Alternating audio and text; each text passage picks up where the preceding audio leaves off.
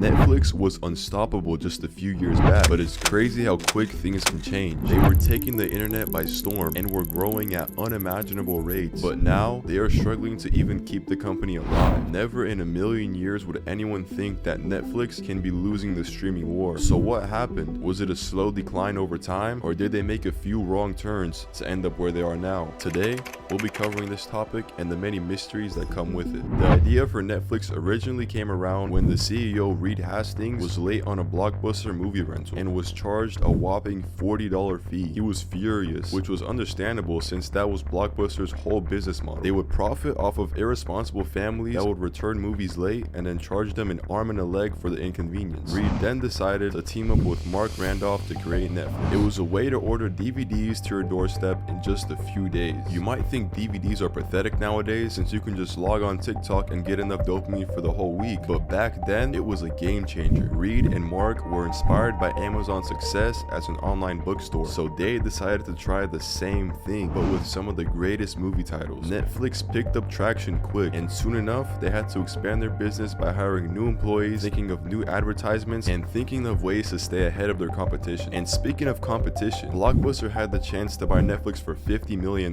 which they scoffed at and thought their asking price was comical. Up until this point, the big streaming giants like Blockbuster only saw Netflix as a harmless startup that had no chance against the big dogs, only for Netflix to go public just a few months later at a $75 million valuation. And today, with quarterly revenues of $21 million, Netflix Incorporated went public at an $82.5 million valuation.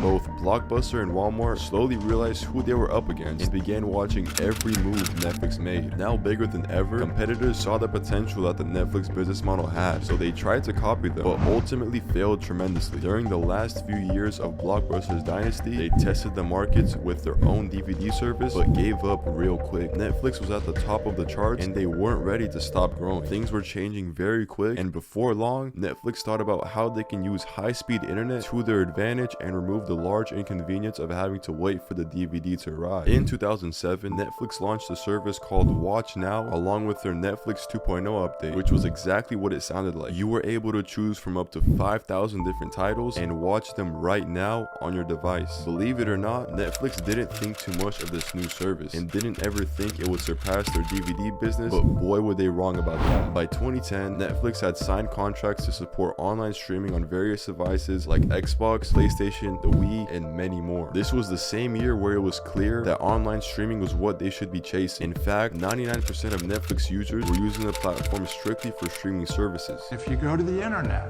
which allows us all to get all those different channels and 100 new channels from Netflix to YouTube, and to have more and more choice and diversity. It meant changing up prices as well. In 2011, they charged $10 for full streaming plus one DVD rental. And if you just wanted the streaming service, you'd have to pay $8 monthly. Most people hate when businesses change their prices, but consumers didn't care much when Netflix changed prices, simply because consumers knew they were getting their money's worth. Just 2 years earlier, they had 8 million monthly subscribers, and when these price changes went into place, they had over 20 million subscribers. So people knew exactly what they wanted, and they got just that with Netflix. By now, competitors like Blockbuster had slowly started to see their sad demise. A once dominant video rental chain has filed for bankruptcy, and some movie renters say it could mark the end of an era. In 2013, Netflix began experimenting with original programming and successfully created some of the greatest hits with this. Original programming was known by Netflix as Netflix Originals, where they would make their own in-house shows, so they would own all rights to the shows, making it the most profitable form of content. Shows like Orange is the New Black and Stranger Things were all multi-billion-dollar hits that were a part of the Netflix original series, but their downfall was right around the corner as more competition joined the rat race. Disney Plus, HBO, Discovery, Paramount, and many more were joining the market in hopes of getting a piece of the pie, and it worked for them. With such competitive prices and quality shows, it was easy for consumers to move from Netflix to the other streaming platform. This is also where Netflix made one of their biggest mistakes, by heavily pumping out Netflix original garbage, and before long, the Netflix original stamp had a bad reputation. But I do think perhaps the best solution for hemorrhaging so many subscribers is just by offering better content.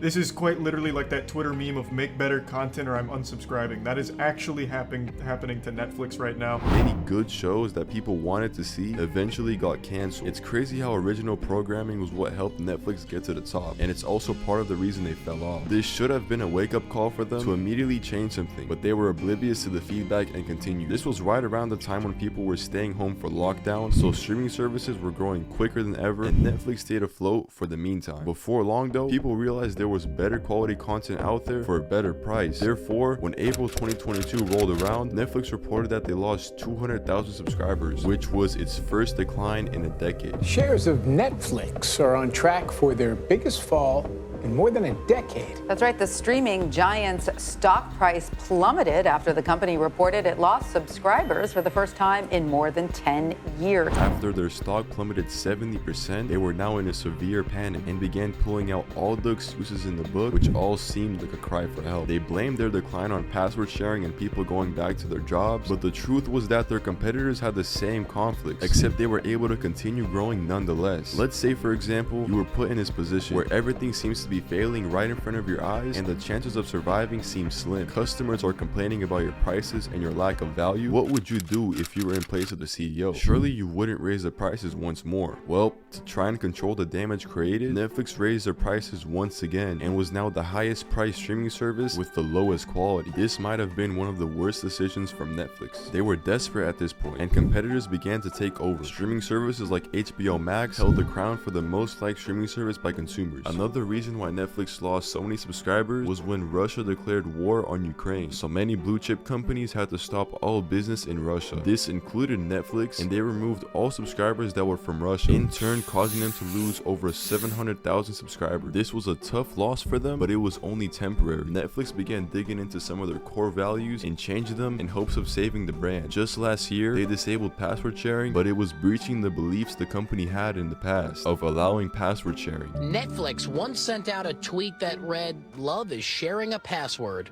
But nearly 6 years after that tweet was sent, it appears that that love affair is over. Following this, Netflix reported a loss of over 600,000 subscribers after the price hike and the new password sharing news. If that wasn't enough, Netflix has been working on a cheaper alternative with ads, which is literally cable TV. They are digging a deep hole for themselves. Once a blue chip company that was taking over the entire internet to a company struggling to stay intact as a business. As always, if you enjoyed this video, go ahead, leave a like and subscribe. Peace out.